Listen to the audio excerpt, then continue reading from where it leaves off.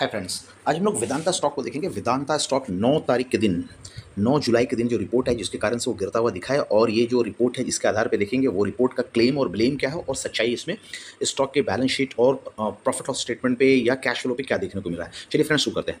तो अभी देख सकते हैं, तो रिपोर्ट 9 तारीख को आई थी। प्राइस का भी परफॉर्मेंस देख सकते हैं, 2 दिनों में प्राइस करीब 3 रुपये अभी आज की डेट में बढ़ता हुआ प्राइस दिख रहा है। और ये मनी कंट्रोल की साइड है, तो इनका स्कोर्स देख सकते हैं 100 में से आउट ऑफ 100 में 57 स्कोर ये दे रहे हैं। प्राइस मूवमेंट को एनालाइज करें, आज की प्राइस ये करीब करीब 446 रुपये तक गई थी और ये 436 रुपये तक नीचे आई थी, लो हाई लो।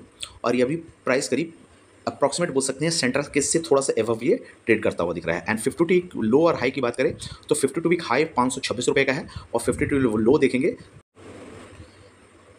स्टॉक के प्राइस का एक्शन को देखें अगर, तो एक वीक में 3.5% का नेगेटिव रिटर्न है, 1 मंथ में 4% का नेगेटिव रिटर्न है, 3 मंथ में 19% का पॉजिटिव रिटर्न है, एंड वाईटीडी में करीब फ्लैट रही है, 0.38% का नेगेटिव रिटर्न है, 1 साल में 3% का नेगेटिव रिटर्न है, और 3 सालों में देखा जाए ये स्टॉक डबल होता हुआ दिखा है। तो 3 सालों का रिजल्ट इनका पॉजिटिव है, बाकी सब पोजीशन पे ये, और 3 महीनों का पोजीशन स्ट्रॉन्ग दिख रहा है वेदांता में।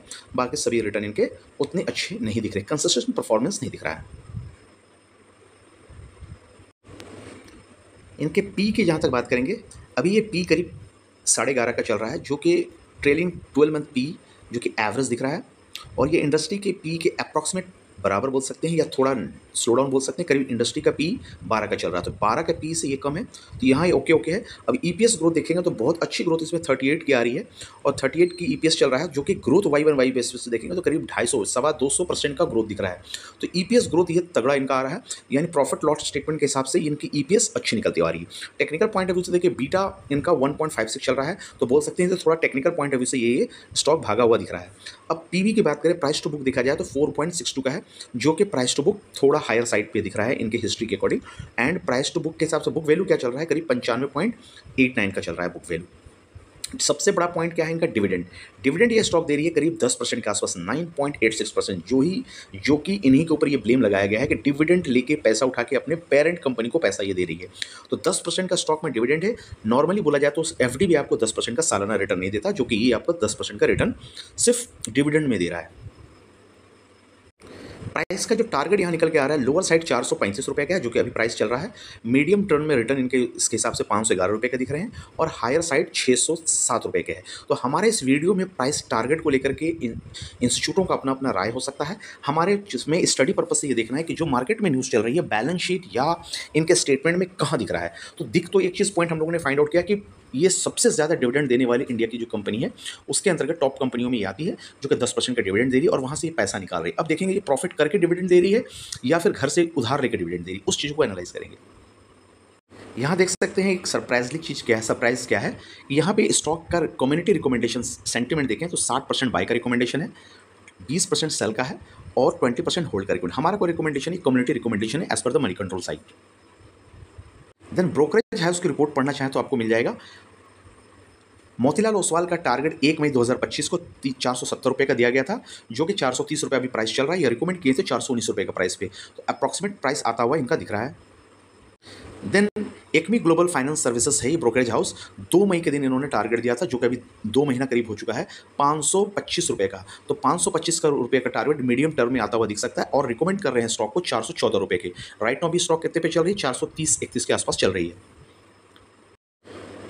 स्टॉक के मार्केट कैप को देखें तो 1,73,231 करोड़ का मार्केट कैप है, जो बोल सकते हैं कि बहुत बड़ा मार्केट कैप है। करंट प्राइस 4,443 का चल रहा है। लो हाई के हिसाब से देख सकते हैं स्टॉक करीब हाई 527 रुपया और लो 362 रुपीज़ है। पी 12 के पी पे चल रही है, बुक वैल्यू 105 का है। डिविडेंड पॉइंट देख सकते हैं, डिविडेंड करीब 10% का डिविडेंड आ रहा है, 9.82 का आ रहा है, और आरओसी बहुत अच्छी निकाल के आ रही है, 25% और 38% का आरओई निकाल रही है। फेस वैल्यू 1 रुपये क्या है। ईवी/EBITDA का रेशियो 5 का ईवी/EBITDA आ रहा है, जो कि बोल सकते हैं कि एवरेज है, और ये 5 का ईवी/EBITDA है। प्रॉफिट क्वार्टरली देखिए 142% का प्रॉफिट है, सेल्स 13% का सेल्स ग्रोथ है। ये तो कह सकते हैं कि प्रॉफिट ही अच्छी निकाल के आ रही है, जिसके कारण इसका रेशियो निकल के अच्छा आ रहा है। इंट्रिंसिक वैल्यू 330 रुपये की चल रही है, जबकि इससे वो करीब 30 से 40%, 20 से 25% ऊपर चल रहा है, 430 के आसपास है, 100 रुपये ऊपर चल रहा है। ग्राम नंबर के हिसाब से भी इनका वैल्यूएशन 301 रुपये निकल के आता हुआ दिख रहा है। देन क्विक रेशियो के बारे में देखें तो क्विक रेशियो 0.53 की है, जो कि गलत है। क्विक रेशियो 1 से ऊपर होना चाहिए। Current ratio quick ratio 0.33। तो बैलेंस शीट की प्रॉब्लम है जो हाईलाइट किया जा रहा है, तो यहाँ भी बैलेंस शीट की पॉइंट के तौर पे दिख रहा है। क्योंकि क्विक देनदारी अगर देने के लिए बोला जाए तो वेदांता नहीं दे पाएगी, इस रेशियो के अकॉर्डिंग दिख रहा है। क्विक बोल दिया कि भाई आपको इन्वेंट्री छोड़ करके जो पैसा है, जितने शेयर होल्डर इक्विटी वाले को पैसा दो, तो ये कंपनी नहीं दे पाएगी। ये दो बैलेंस शीट की वीकनेस यहाँ पे देखने को मिल रही है। एंड इंटरेस्ट कवरेज रेशियो भी देखिए कि करीब 3.5 के आसपास है। तो इंटरेस्ट जिस हिसाब से ले रही है, चुकाने में भी इंटरेस्ट को कवर नहीं कर पा रही, तो यहाँ भी एक वीकनेस के तौर पे देख सकते हैं इसको। देन कैश फ्लो स्टेटमेंट के तौर पे देखा है तो करंट कैश फ्लो देखेंगे। Cash flow from the operation activity 39,562 crore इसकी है, जो कि एक पॉजिटिव है, पॉजिटिव में कैश फ्लो है। और नेट प्रॉफिट से देखा जाए तो 20,538 करोड़ रुपया है। तो नेट प्रॉफिट से ऑपरेटिंग कैश फ्लो आपका ज़्यादा आ रहा है, तो ये एक तरह से बैलेंस शीट के हिसाब कैश फ्लो के हिसाब से ये पॉइंट इनका स्ट्रॉन्ग दिख रहा है यहाँ पे। नेक्स्ट इनकी जो प्रॉब्लम है debt to equity. Debt to equity देखिएगा 2.2 के आसपास डेट टू इक्विटी है, तो डेट पे ये ज़्यादा बैठी है। और इंडस्ट्री के एवरेज डेट टू इक्विटी 0.37 का है, तो एवरेज से ऊपर है। तो डेट टू इक्विटी के मामले में बोल सकते हैं कि ज़्यादा डेट लेके ये काम कर रही है company. Then quarter to quarter sales growth की बात करें, करीब 40,455 करोड़ की सेल्स हो रही है। लास्ट क्वार्टर में देखेंगे दिसंबर 24 में तो 39,000 का था। इसके प्रीवियस देखें तो 37,000 का था। इसके प्रीवियस देखें तो 35,000 का था। ग्रोथ कंसिस्टेंसी आता हुआ इनके सेल्स में दिख रहा है। तो परसेंटेज वाइज अगर बात करें ग्रोथ, अभी के करंट क्वार्टर में ग्रोथ क्या है कि 13% 14% की चल रही, लास्ट क्वार्टर में 10% की थी। इसके पहले आपको करीब 37% की ग्रोथ देखने को मिल रही थी। तो ग्रोथ वाइज सेल्स वाइज तो सेल ये करके जा रही है। देन ऑपरेटिंग प्रॉफिट मार्जिन देखा जाए तो 28% का ऑपरेटिंग प्रॉफिट मार्जिन है। एंड ऑपरेटिंग प्रॉफिट इबिटा को देखेंगे तो वो करीब 11,466 करोड़ का है। तो यानी ऑपरेटिंग प्रॉफिट भी इनका निकल के आ रहा है। ऐसा कुछ प्रॉफिट में वाइज इनका प्रॉब्लम इनका नहीं दिख रहा है यहाँ पे।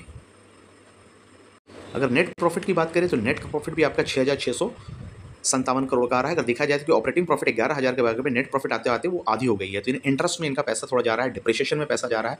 2,500 करोड़ का इंटरेस्ट में है, 2,900 करोड़ का डिप्रिसिएशन में है। तो उस हिसाब से अगर प्रॉफिट आफ्टर टैक्स और नेट प्रॉफिट की बात करें तो करीब टैक्स काटने के बाद इनकी प्रॉफिट निकल करके करीब आ रही है 4,961 करोड़ का। तो प्रॉफिट परसेंटेज वाइज बात करें तो करीब 142% का growth year on year basis पे है। लास्ट क्वार्टर में ये ग्रोथ करीब आपको देखेंगे तो 46% का हुआ था। तो और नंबर्स वाइज भी देखेंगे तो लास्ट क्वार्टर में हमारा प्रॉफिट जो आता 4,876 करोड़ की थी, जो कभी 4,961 करोड़ की। तो प्रॉफिट उस हिसाब से बढ़ता हुआ दिख रहा है।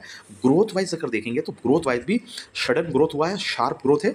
और एक बोल सकते हैं कि 20 से 25% की ग्रोथ की जो सेल ग्रोथ है उसके हिसाब से प्रॉफिट ग्रोथ करीब 100%, 76% आ रहा है। तो यहाँ पे प्रॉफिट ग्रोथ को एनालाइज बढ़िया से करना जरूरी है, जो कि रिपोर्ट में ये कही गई है कि प्रॉफिट इनका सस्टेनेबल प्रॉफिट नहीं है। तो ग्रोथ पेपर वाइज तो ओके दिख रहा है, बट इसको डीप एनालिसिस करने की जरूरत है। प्रॉफिट का पोजीशन देखा जाए तो लास्ट इसको अगर हम एनालाइज करें प्रॉफिट ग्रोथ वाई बेसिस पे प्रॉफिट ग्रोथ को देखें तो हमारा क्वार्टर टू क्वार्टर के हिसाब से देखा जाएगा तो मार्च 22 का डेटा है।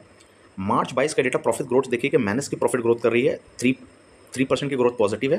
देन 63% माइनस की प्रॉफिट ग्रोथ है, 53% माइनस प्रॉफिट ग्रोथ है, 62% माइनस प्रॉफिट ग्रोथ है, 66% माइनस है। तो कंटिन्यू प्रॉफिट करने के बाद यहाँ से प्रॉफिट लास्ट 3-4 क्वार्टर में इनका प्रॉफिट ग्रोथ बढ़ता हुआ दिखा है। 142%, 500% की प्रॉफिट ग्रोथ, 76 की प्रॉफिट ग्रोथ, 142 की प्रॉफिट ग्रोथ। लास्ट एक सालों में देखा जाए तो इनका प्रॉफिट ग्रोथ बहुत तेजी से बढ़ता हुआ दिखा। अगर सेल्स का जायजा लें तो ईयर FY 24 और 25 में सेल्स देखेंगे 6% के हिसाब से सेल्स किसी कंपनी का बढ़ रहा है। और लास्ट क्वार्टर का फाइनेंशियल ईयर 24 में देखेंगे तो सेल्स घटा था 2023 के कंपैरिजन में 2% से। तो यहाँ अगर ब्रॉड व्यू में देखें तो सेल्स कंसिस्टेंसी उतनी हिसाब से सेल्स नहीं बढ़ रही है। प्रॉफिट का पोजीशन समझे तो नेट प्रॉफिट देखिए 20,538 करोड़ की है FY 25 की, और ये 7,539 करोड़ है FY 24 की। तो 24 से 25 की जो प्रॉफिट है करीब बोल सकते हैं 7 गुना 300% बढ़ता हुआ दिखा है। क्या ये 300% FY 23 में भी है क्या, वो चेक करना है। देखिए अब देखिए FY 23 में क्या है, 14,000 का सेल्स के अगेंस्ट में FY 24 में 7,000 के सेल्स हो गए।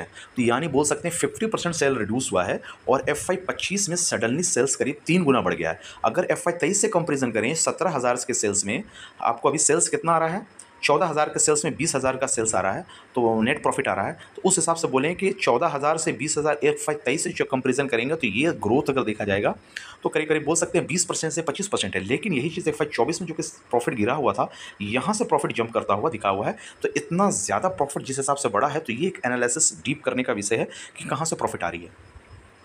देन नेट कैश फ्लो की बात करें, नेट कैश फ्लो इनका पॉजिटिव है।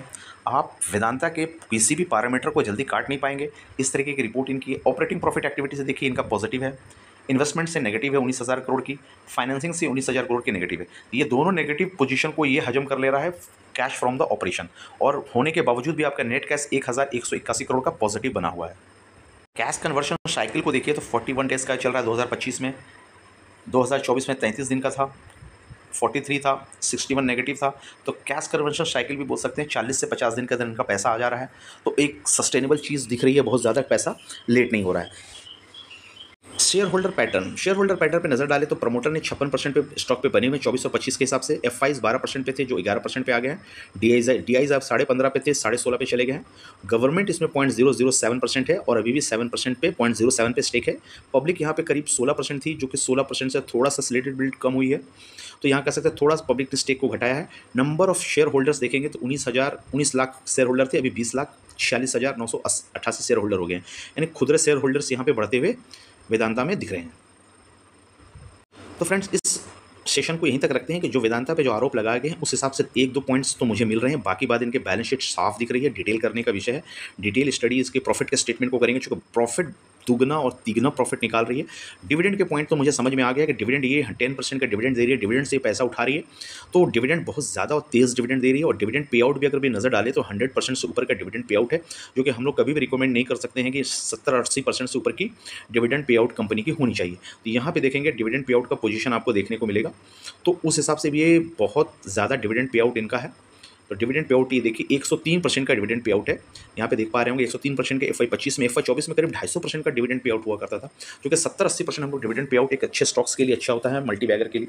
तो लेकिन ये स्टॉक का प्राइस के हिसाब से मोमेंटम इनका नहीं दिख रहा है, बट डिविडेंड के हिसाब से इनको अर्निंग दिख रही है इस स्टॉक में। चलिए फ्रेंड्स यहाँ तक ही रखते हैं, बाकी डिटेल इस वीडियो के लिए आप कमेंट्स में कर सकते हैं और पूछ सकते हैं कि इनमें ऐसी क्या क्या कमियाँ थी जिसके कारण से जे अमेरिकी फंड हाउस ने इनको शॉर्ट सेल किया है और इतनी रिपोर्ट 89 पेज की डाली है। चलिए friends, thank you, bye bye.